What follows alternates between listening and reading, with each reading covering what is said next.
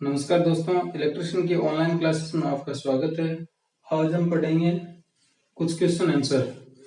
तो जो पीछे मैंने 1 नंबर चैप्टर है वो कंप्लीट करवा दिया है और उससे रिलेटेड मैं कुछ क्वेश्चन आंसर लेके आया हूँ। तो जिन स्टूडेंटों ने जो पीछे का वीडियो नहीं देखा है तो वो एक बार वीडियो देख लें। और जो क्वेश्चन हल करवा रहा हूँ वो पूरा व्याख्या सहित एकदम स्पष्ट तरीके से हल करवाऊंगा। और तो 1 नंबर क्वेश्चन से स्टार्ट करते हैं कि 1 नंबर क्वेश्चन क्या है। तो 1 नंबर क्वेश्चन है कि पीड़ित के अधिक खून बहने की स्थिति में क्या जरूरी कदम उठाने चाहिए। यानी एक व्यक्ति है, उसके अधिक खून बह रहा है तो उस समय क्या कदम उठाने चाहिए। तो 1 नंबर ऑप्शन है कि घाव को दबाना चाहिए। बात तो सही है, यदि कहीं से ब्लड ज्यादा बह रहा है तो घाव को दबा के रखना चाहिए। 2 नंबर है पीड़ित से सीधे संपर्क से बचाना चाहिए, ये कोई जरूरी नहीं है। दृढ़ता से साफ पेड़ और बैंडेज लगाना चाहिए। तो दृढ़ता से कैसे लगाओगे यदि ब्लड बह रहा है तो। और 3 नंबर है घाव पर ड्रेसिंग करना चाहिए। ड्रेसिंग पट्टी कैसे करोगे यदि वो ज्यादा कट गया या फिर। ठीक है, तो इसमें 1 नंबर जो क्वेश्चन है, 1 नंबर जो क्वेश्चन है उसमें ए हो जाएगा, ए सही आंसर है। क्वेश्चन नंबर 2 है विद्युत झटके से पीड़ित व्यक्ति के पीठ पर छाले होने पर निम्न में से कौन सा कृत्रिम श्वास विधि अपनाई जाती है।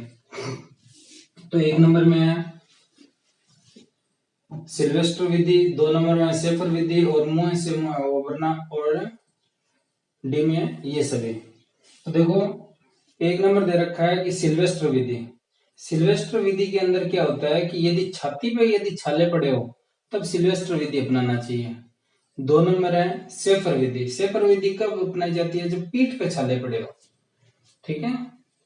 और मुंह से मुंह विधि है वो कब अपनाई जाती है कि जब व्यक्ति को श्वास आने में बहुत ज्यादा प्रॉब्लम हो गई है, श्वास नहीं आ रहा है, तब कृत्रिम श्वास की आवश्यकता होती है।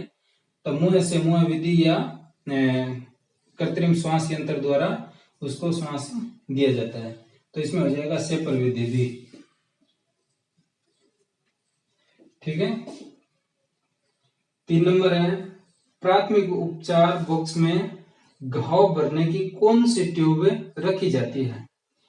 तो प्राथमिक उपचार बॉक्स है, प्राथमिक उपचार पेटिका है, उसमें क्या क्या होना चाहिए। तो इसमें पूछा है कि घाव भरने की, यानी जो घाव भरने की है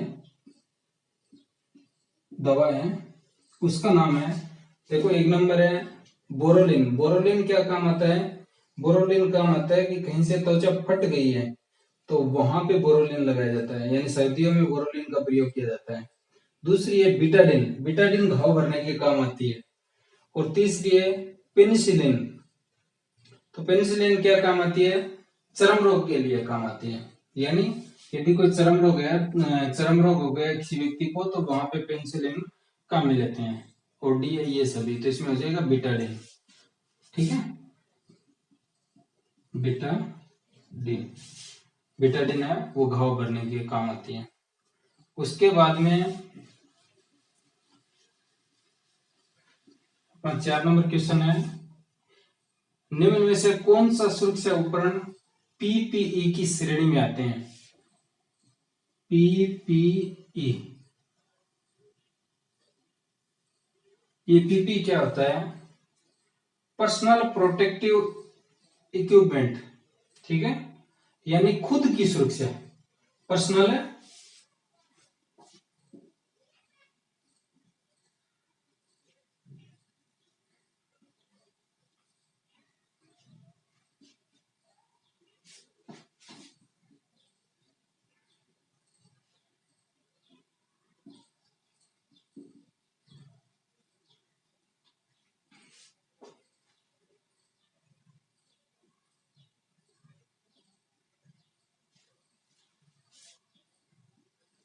पर्सनल प्रोटेक्टिव इक्विपमेंट यानी स्वयं की सुरक्षा, स्वयं की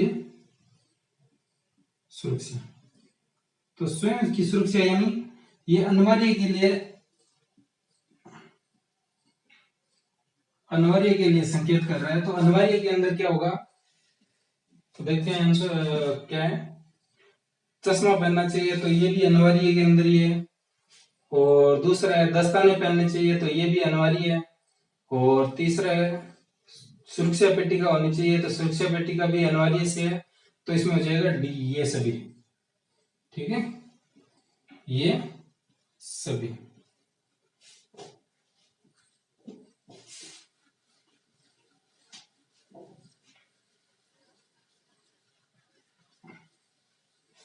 उसके बाद में देखते हैं 5 नंबर क्वेश्चन।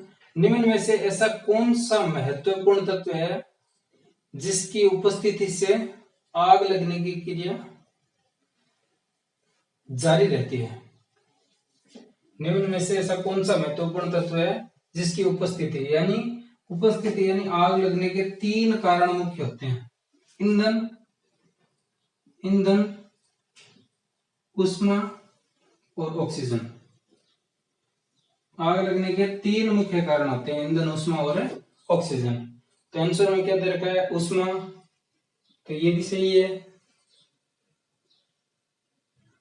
दूसरा है ऑक्सीजन, ये भी सही है। और तीसरा है ईंधन, ये भी सही है। यानी उपरोक्त सभी, यानी डी हो जाएगा इसमें।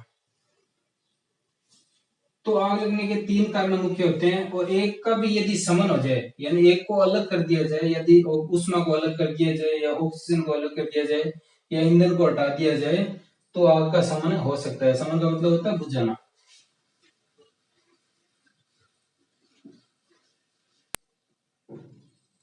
क्वेश्चन नंबर 6 कि इलेक्ट्रिक फायर के मामले में निम्नलिखित का प्रयोग आग बुझाने के लिए किया जाता है। इलेक्ट्रिक फायर यानी विद्युत की आग, विद्युत की आग। तो विद्युत की आग बुझाने के लिए किसका प्रयोग किया जाता है? 1 नंबर है पानी, तो पानी का प्रयोग नहीं किया जाता। उसके बाद में कार्बन पाउडर, तो कार्बन पाउडर का तो उपयोग कहीं नहीं होगा, क्योंकि कार्बन एक अर्धचालक युक्ति है या चालक है एक प्रकार का, तो इसका तो उपयोग कहीं नहीं करेंगे कार्बन का तो। ठीक है, ये कार्बन की जगह क्या है? शुष्क पाउडर है, शुष्क पाउडर। ये अग्निशामक जरूर आता है, लेकिन कार्बन पाउडर का कोई अग्निशामक यंत्र नहीं आता है। उसके बाद में सूखा बालू, तो सूखा बालू रहता है वो विद्युत की आग में प्रयोग कर सकते हैं। ठीक है, और डी इनमें से कोई नहीं, तो इसमें हो जाएगा सी। 6 नंबर में हो जाएगा सी।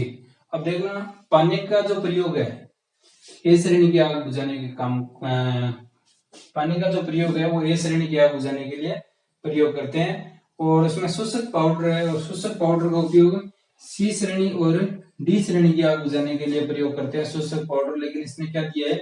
शोषक पाउडर की जगह कार्बन पाउडर दिया है। ठीक है, यदि शोषक पाउडर होता तो सही होता। उसके बाद में आईएसओ, कल वाली क्लास में मैंने करवाया था आईएसओ का फुल फॉर्म। ठीक है, आईएसओ, तो आईएसओ का तात्पर्य है इंडियन स्टैंडर्ड ऑर्गेनाइजेशन, ये तो नहीं है। उसके बाद में अंतरराष्ट्रीय मानकीकरण संगठन, हाँ ये जरूर है, अंतरराष्ट्रीय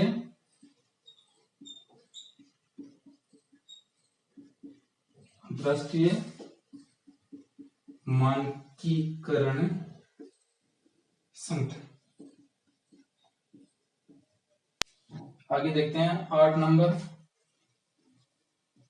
सूचनात्मक।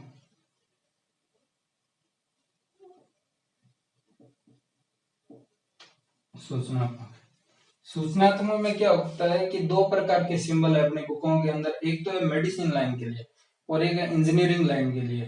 तो इंजीनियरिंग लाइन के लिए क्या है? इंजीनियरिंग लाइन के लिए है हरी पृष्ठभूमि पर,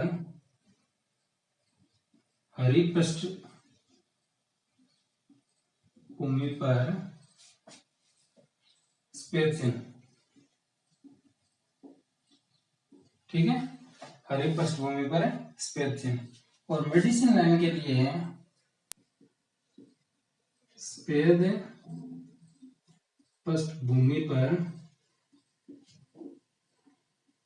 लाल चिन्ह। ठीक है, तो इसमें क्या हो जाएगा? सूचनात्मक में लाल लाल नहीं होगा पृष्ठभूमि, और नीला नीला नहीं होगा, हरा। ठीक है, तो हरी पृष्ठभूमि हो जाएगा। उसके बाद में क्वेश्चन देखते हैं 9 नंबर।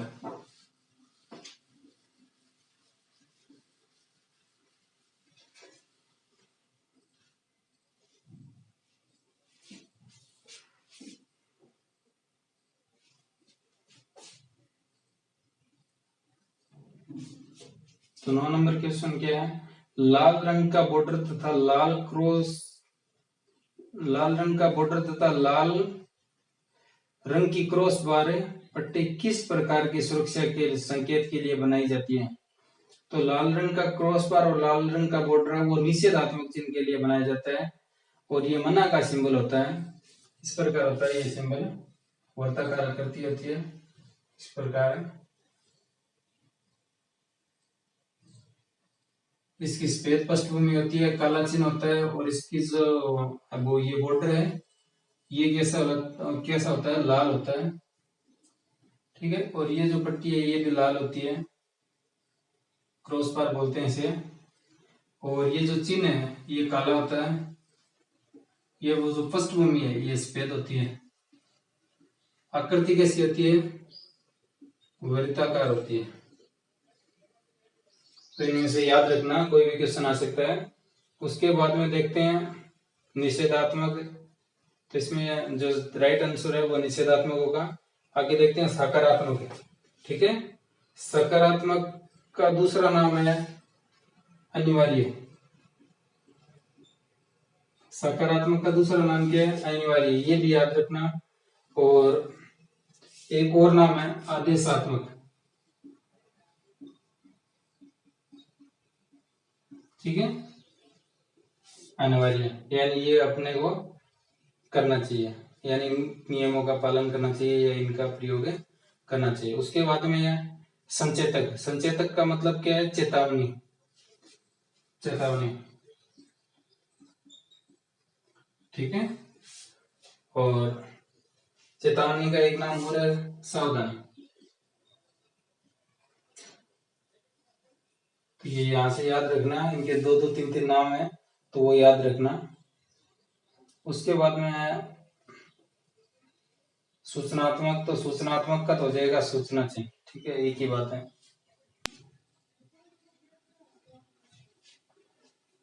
निम्न में से कौन सा चित्र विकिरण के खतरे को दर्शाता है, यानी विकिरण यानी रेडिएशन प्रभाव को दर्शाता है। तो इसमें तीन विधियां होती है। एक तो होती है चालन विधि, चालन विधि, दूसरी होती है संवहन विधि, और तीसरी होती है विकिरण विधि। चालन विधि के अंदर क्या होता है कि यदि कोई धातु है उसको एक साइड से गर्म करोगे तो वो धातु क्या है, गर्म हो जाएगी। ठीक है, क्योंकि इसके अंदर इलेक्ट्रॉन है वो कंपन करने लगते हैं, जिस कारण चालन विधि के अंदर वो धातु क्या हो जाएगी, गर्म हो जाएगी। संवहन यदि आप देखते हो कि ठंडा पानी है उसमें यदि गर्म पानी उसमें मिलाते हो तो वो जो ठंडा पानी है वो गर्म हो जाता है। तो वो कौन से है, संवहन विधि। और तीसरी है विकिरण विधि, यानी सूर्य से जो आने वाली जो किरणें हैं उसके द्वारा यदि कोई पदार्थ गर्म हो रहा है, यानी बाहर की वस्तु कोई गर्म नहीं हो रही है और पदार्थ गर्म हो रहा है, तो वो कौन सी विधि लग रही है वहां पे, विकिरण विधि। तो अब देखते हैं क्वेश्चन क्या कह रहा है कि निम्न में से कौन सा चित्र विकिरण के खतरे को दर्शाता है। तो एक नंबर जो साइन है अपना वो आग के खतरे को दर्शाता है। आग सब चेतावनी से रिलेटेड है।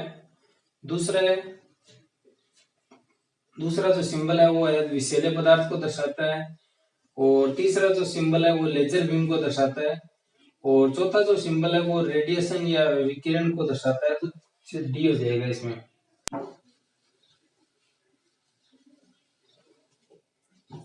उसके बाद में 11 नंबर क्वेश्चन, निम्न में से कौन सा 5s संकल्पना का आधारभूत स्तंभ नहीं है। तो उसमें पूछा है कि 5s का यानी 5s सिस्टम है या 5s रूल है, उसमें जो नाम दिए गए हैं वो कौन सा नहीं है इसमें। तो एक नंबर दिया हुआ है शॉर्ट। तो शॉर्ट है 5s के अंदर। शॉर्ट का मतलब क्या है, छटनी है। उसके बाद में सेट इन टाइम, ये नहीं है सेट इन टाइम। और तीसरा है सेट इन ऑर्डर, ठीक है, ये भी है। साइन ये भी है। स्टैंडर्डाइजेशन और सस्टेन ये हो रहे हैं। तो सबसे पहले इनका कई बार क्या है क्वेश्चनों के अंदर इसका क्रम भी पूछ लेते हैं कि क्रम कौन सा है। तो सबसे पहले एक नंबर है वो है शॉर्ट। ठीक है, एक नंबर जो है वो है शॉर्ट। 2 नंबर जो एस है उसका मतलब कि क्या है, सेट इन ऑर्डर। और 3 नंबर जो एस है वो है साइन, साइन। 4 नंबर जो एस है वो है स्टैंडर्डाइजेशन। और 5 नंबर एस है वो है सस्टेन। ठीक है, तो ये क्रम से भी याद रखना, कभी कभी क्रम भी पूछ लेते हैं कि 3 नंबर पे कौन सा है या 2 नंबर पे कौन सा है, तो ऐसे क्रम भी याद है रखना। ठीक है,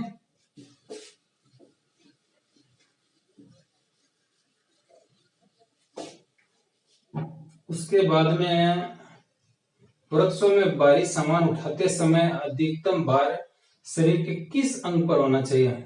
यानी आप जब भी वर्कशॉप से कोई सामान उठाते हो तो वो पूछ रहे हैं कि जो भार है वो कहाँ पे होना चाहिए आपके शरीर पे, कौन सा हिस्से पे। तो पीठ है, पीठ 1 नंबर दे रखा है पीठ पर, तो पीठ पर तो अपने को मशीनरी वगैरह उठानी है तो वो तो पीठ पर उठा ही नहीं सकते। 2 नंबर है पैरों पर, पैरों पर होना चाहिए। यानी भार जब भी आप वस्तु को उठाते हो, डायग्राम में देख सकते हो आप, जब भी वस्तु को उठाते हो तो पूरा भार पैरों पर होना चाहिए। छाती पर, छाती पर तो कभी भार होना नहीं चाहिए। कंधों पर, कंधों पर कैसे उठाओगे, कोई मशीनरी को कंधों पे थोड़ी उठाओगे। तो सबसे जो भार है वो कहाँ पे होना चाहिए, पैरों पर होना चाहिए। उसके बाद में 13 नंबर क्वेश्चन है, CO2 अग्नि सामग्री निम्नलिखित में से किस प्रकार की अग्नि को बुझाने के काम आता है। तो ए वर्ग और बी वर्ग, ए में दे रखा है ए वर्ग और बी वर्ग, बी में दे रखा है सी और डी वर्ग, और सी में दे रखा है ए व सी वर्ग, और डी में दे रखा है डी बी व डी वर्ग। तो देखो CO2 अग्नि सामग्री अंतर है, वैसे तो सभी प्रकार की आग में प्रयोग कर सकते हैं क्योंकि ये क्या करता है, ऑक्सीजन की उपस्थिति को कम करता है। वैसे देखा जाए तो CO2 को सभी प्रकार की आग में प्रयोग कर सकते हैं क्योंकि ये ऑक्सीजन की उपस्थिति को कम करता है, लेकिन ज्यादातर इसका उपयोग बी टाइप और डी टाइप में प्रयोग करते हैं। तो इसमें हो जाएगा डी ऑप्शन। आगे देखते हैं 14 नंबर। 14 नंबर क्वेश्चन क्या है, निम्न में से कौन सा नियम ISI से संबंधित नहीं है। कल अपन टॉपिक के अंदर पढ़ा था कि ISI नियम से संबंधित कुछ नियम बनाए गए हैं, उनको ध्यान में रखना चाहिए। ये मानक और मानकीकरण के अंदर है। तो सबसे पहले 1 नंबर नियम है कि मात्रकों के प्रतीकों को एक वचन और बहुवचन में, बहुवचन एक ही होते हैं। कैसे, यदि 1 kg कोई वजन है या 5 kg वजन है तो उसको kgs नहीं लिखते, एक वचन में लिखा जाता है। चाहे कितनी kg हो या किसी भी इकाई हो, उसको एक वचन में ही लिखा जाता है। तो बात सही है। दूसरा है, मात्रकों के प्रतीकों के बाद पूर्ण विराम संकेत लगाया जाता है। मात्रकों के प्रतीकों के बाद यानी 10 वोल्ट है, ठीक है, तो इस वोल्ट के आगे पूर्ण विराम शब्द कभी नहीं लगाया जाता। तो मात्रकों के प्रतीकों के आगे कभी फुल स्टॉप नहीं लगता। तो ये पूर्ण विराम शब्द नहीं है, यहाँ पे लघु या संक्षेप चिन्ह होता है, लघु या संक्षेप चिन्ह होता है। पूर्ण विराम जो शब्द होता है वो ऐसे होता है। ठीक है, तो इसमें बुक के अंदर गलत दे रखे हैं, तो लघु या संक्षेप चिन्ह होता है। उसके बाद में देखते हैं, तो ये तो गलत है बी, और इसमें पूछा है नहीं है, तो इसमें बी ऑप्शन हो जाएगा 14 नंबर में। नहीं पूछा है, नियम के अनुसार ये गलत है। सी में दे रखा है एसी और डीसी जैसे संक्षेप नाम केवल विशेषण रूप में ही प्रयोग करते हैं। हाँ, तो बात सही है, ये भी नियम में उपरोक्त शब्द होगा नहीं, तो इसमें बी ऑप्शन हो जाएगा 14 नंबर में।